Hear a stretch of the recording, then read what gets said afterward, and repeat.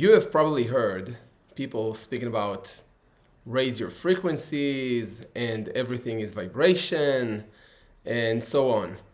And today I would like to speak about this concept, this idea from physics perspective, from scientific perspective, and to explain what is frequency and then to link it to the brain and to link it to the world.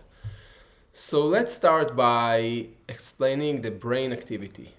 First of all, the brain activity is electrical. There are about 80 billion neurons in this box. Like if you take this box and you count how many neurons, which are brain cells, you can count around 80 billion neurons. It's a lot of neurons. Like if you have millions, so 1,000 times million is billion. So you have about 80 billion neurons in your brain. These neurons creates oscillations. Okay, now I'm breathing, my heart is beating, I'm thinking, I'm speaking with you. I do many activities, subconsciously and consciously. Like my heart is beating subconsciously. I'm not doing anything. I'm not thinking about every beat of the heart.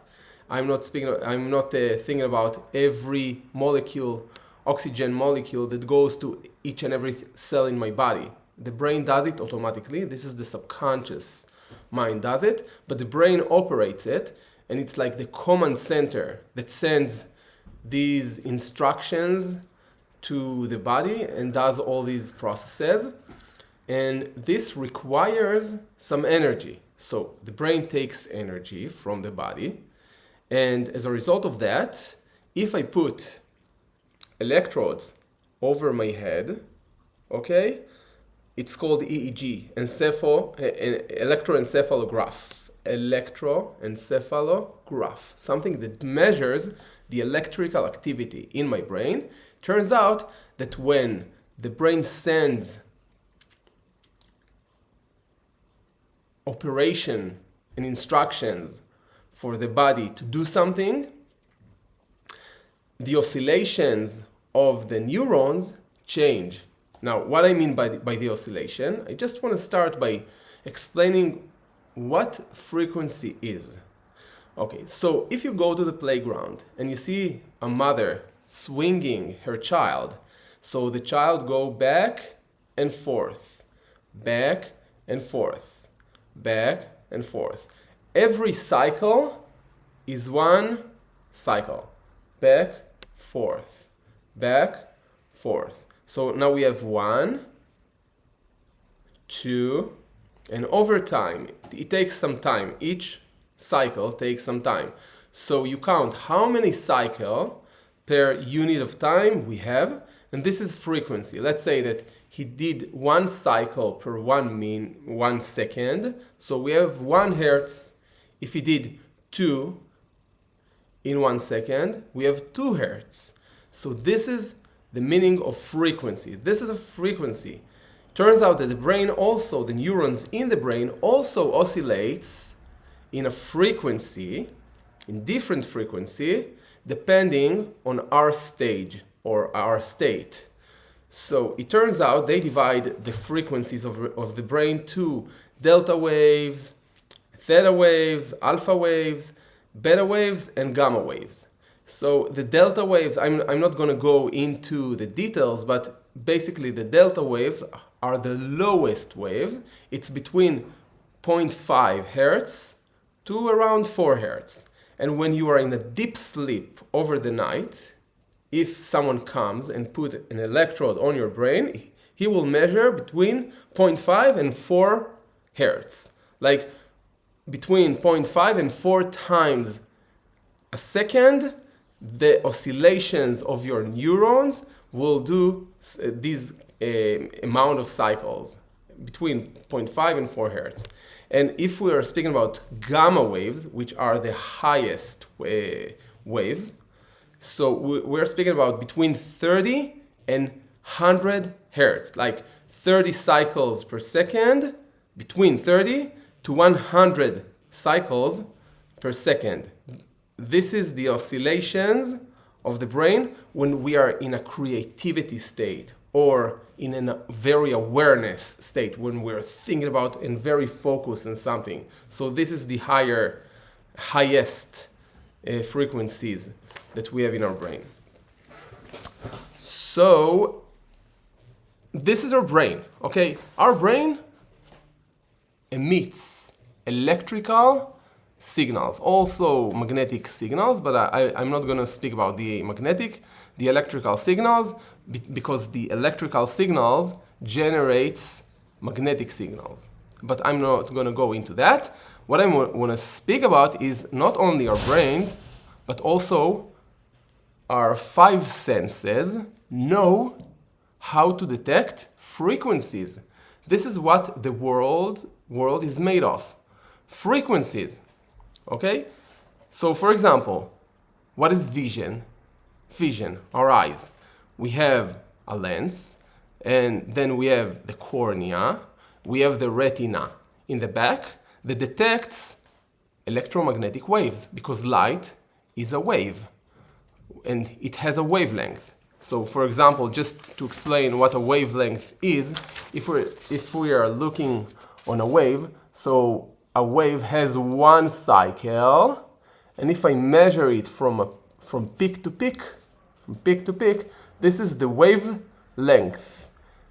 Okay, this is the wavelength, and it turns out that the wavelength of visible light is between 400 nanometer to around 700 nanometers, and each wavelength has its own color. So color is not a property of the light itself, is an interpretation of our brain, the electrical interpretation of our brain to different wavelengths. So also the vision, our vision or vision sensing, can sense frequencies. So the world, the data that come to our vision system is in the shape or in the frequency domain, and our eye it knows how to transmit this frequency into electrical signal. The brain detects and interprets it into a picture with different colors, and it turns out that the brain knows how to interpret frequencies, which is the data that the world sends us. Also, the hearing system is also a sound detection, because when I'm speaking to you now, I have vocal cords. I have vocal cords here that close and open in some frequency. How many times? You remember? Per second. They close and open. And the human hearing can hear turns out, between 20 hertz to 20,000 hertz, 20 kilohertz.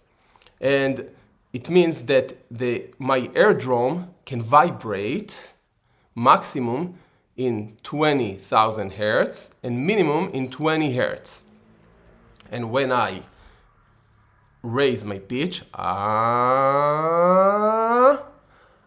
increase the frequencies of the closing and opening of the cycles. How many cycles per minute? So also sound is a pressure wave. It's a pressure on the air. I create some signal here, some distortion, some wave with my vocal cords.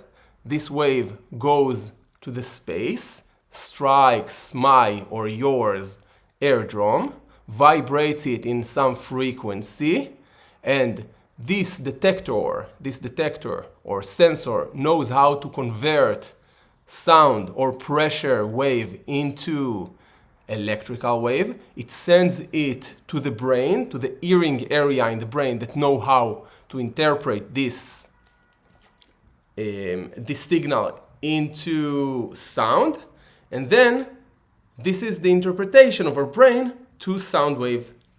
The same goes to smell.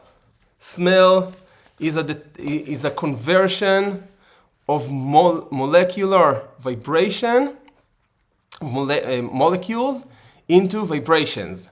This what the smell sensors know what to do, how to do it. It converts chemical signals into neural patterns. Same goes with taste. We have primary 5 taste detectors that knows how to convert chemical signals in food. And the same goes with touch. Touch is mechanically, when you touch something, the sensors knows how to sense vibrations, and they convert it into electrical signals. It sends the signals to the area in the brain that's responsible for the touch sensors and interprets it according to the texture, the temperature, the pressure, and the material itself. It interprets it into touch. So we can say that the brain knows how to reconstruct reality. We get the world signals in the frequency domain. Our senses know how to convert it into electrical signals, send it to the brain that knows how to make us experience the signals in the world.